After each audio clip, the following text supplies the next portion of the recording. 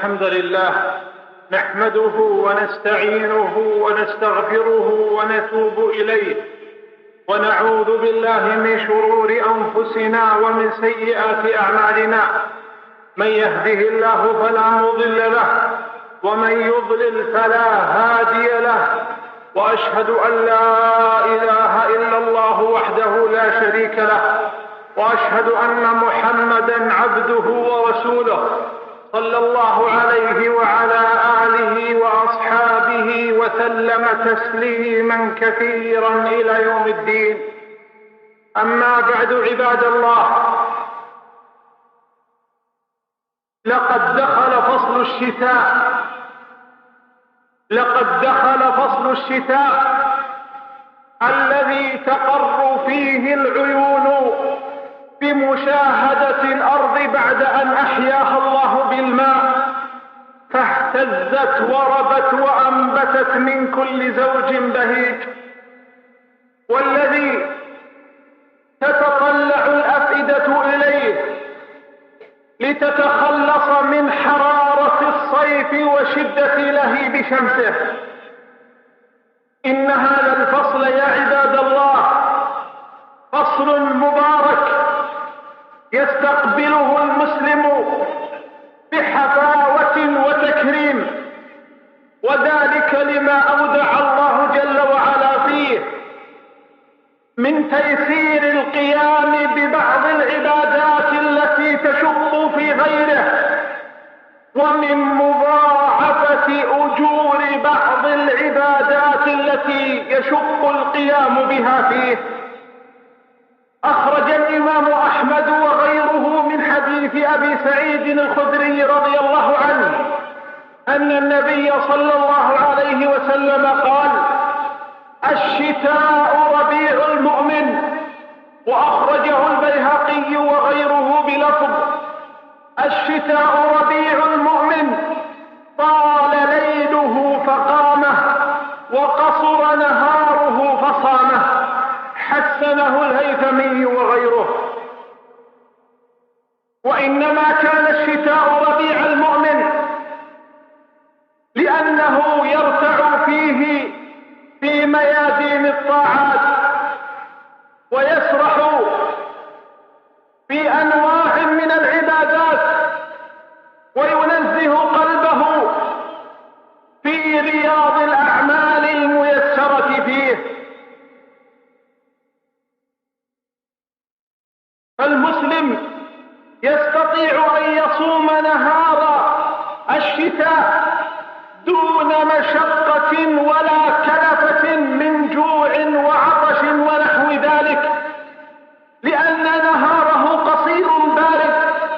ولذا قال أبو هريرة رضي الله عنه لأصحابه: ألا أدلكم على الغنيمة الباردة؟ قالوا: بلى. قال: الصيام في الشتاء. وقد روي مرفوعا ولا يثبت. ومعنى كونه غنيمة باردة أنها غنيمة حصلت من غير قتال ومن غير مشقة وعناء. وكذلك يقدر المسلم في الشتاء على قيام ليله مع أخذ نفسه حظا كاملا من النوم، بخلاف ليل الصيف، فإنه لقصره وشدة حره يغلب كثرة النوم فيه ويشق قيامه، فيحتاج القيام فيه إلى مجاهدة كبيرة. جاء عن ابن مسعود رضي الله عنه أنه كان إذا دخل الشتاء قال: جاءكم الشتاء فصل بركة، ليله طويل يقام، ونهاره قصير يصام. ويقول الحسن البصري رحمه الله: نعم زمان المؤمن الشتاء، ليله طويل يقومه، ونهاره قصير يصومه.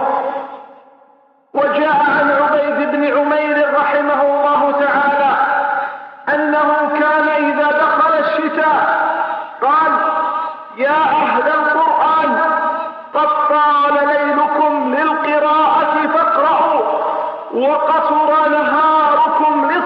الصيام فصوموا.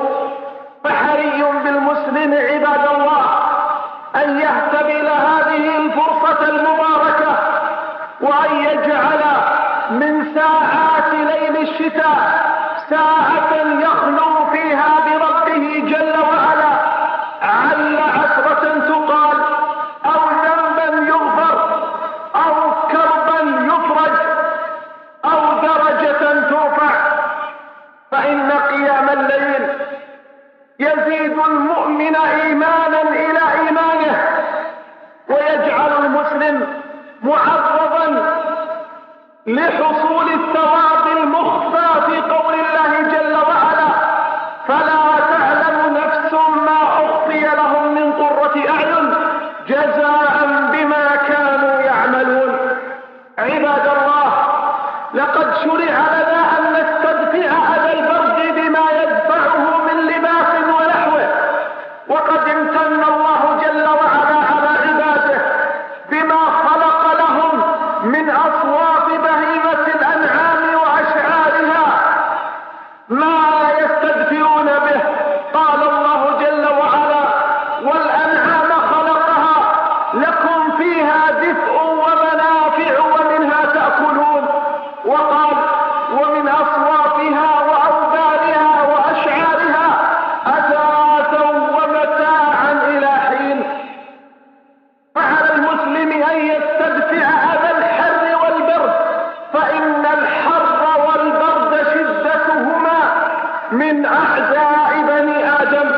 وعلى المسلم أن يتذكر بشدة البرد جهنم فيستعيذ منها، لأن أشد ما تجدون من البرد هو من جهنم، كما قال النبي صلى الله عليه وسلم: إن لجهنم نفسين، نفسا في الشتاء ونفسا في الصيف، فأشد ما تجدون من البرد من زمهريرها، وأشد ما تجدون من الحر من سمومها.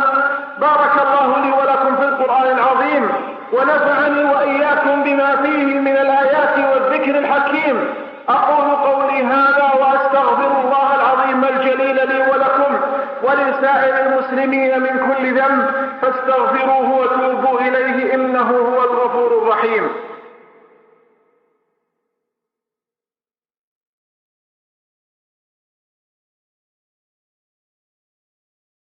الحمد لله على إحسانه، والشكر له على توفيقه وامتنانه، وأشهد أن لا إله إلا الله وحده لا شريك له تعظيما لشانه، وأشهد أن نبينا محمد صلى الله عليه وعلى آله وأصحابه وسلم تسليما كثيرا إلى يوم الدين. أما بعد عباد الله، روى ابن المبارك عن سليم بن عامر الخبائري رحمه الله أنه قال: كان عمر بن الخطاب رضي الله عنه إذا حضر الشتاء فعاهدهم وكتب لهم بالوصية: إن الشتاء قد حضر، إن الشتاء قد حضر وهو عدو لكم، فتأهبوا له أهبته من الصوف والخفاف والجوارب، واتخذوا الصوف شعارا ودثارا، فإن البرد عدو سريع دخوله بعيد خروجه. فعلى المسلم أن يأخذ بوصية الفاروق رضي الله تعالى عنه، وأن يخاف من البرد، وأن يستعد له استعدادا كاملا، لا سيما في أول وقته، فإنه أضر ما يكون على المسلم كمثل هذه الأوقات. واعلموا عباد الله أن الله جل جلاله أمركم بأمر بدأ فيه بنفسه وثنى فيه بملائكته وثلث بكم أيها المؤمنون، فقال الله جل وعلا: إن الله وملائكته يصلون على النبي يا أيها الذين آمنوا صلوا عليه وسلموا تسليما. اللهم صل وسلم وبارك على نبينا محمد، وارض اللهم عن الأربعة الخلفاء الأئمة الحنفاء أبي بكر وعمر وعثمان وعلي، وعن سائر أصحاب نبيك أجمعين، وعنا معهم بفضلك وكرمك وإحسانك إحسانك يا أكرم الأكرمين. اللهم أعز الإسلام والمسلمين ودمر أعداء الدين وانصر عبادك الموحدين، واجعل اللهم هذا البلد آمنا مستقرا رخاء وسائر بلاد المسلمين. اللهم آمنا في أوطاننا وأصلح أئمتنا وولاة أمورنا يا ذا الجلال والإكرام. ربنا آتنا في الدنيا حسنة وفي الآخرة حسنة وقنا عذاب النار. عباد الله، إن الله يأمر بالعدل والإحسان وإيتاء ذي القربى وينهى عن الفحشاء والمنكر والبغي يعظكم لعلكم تذكرون. فاذكروا الله العظيم الجليل يذكركم واشكروه على عموم نعمه يزدكم، ولذكر الله أكبر والله يعلم ما تصنعون. أشد ما تجدون من البرد من زمهريرها، وأشد ما تجدون من الحر من سمومها. بارك الله لي ولكم في القرآن العظيم، ونفعني وإياكم بما فيه من الآيات والذكر الحكيم.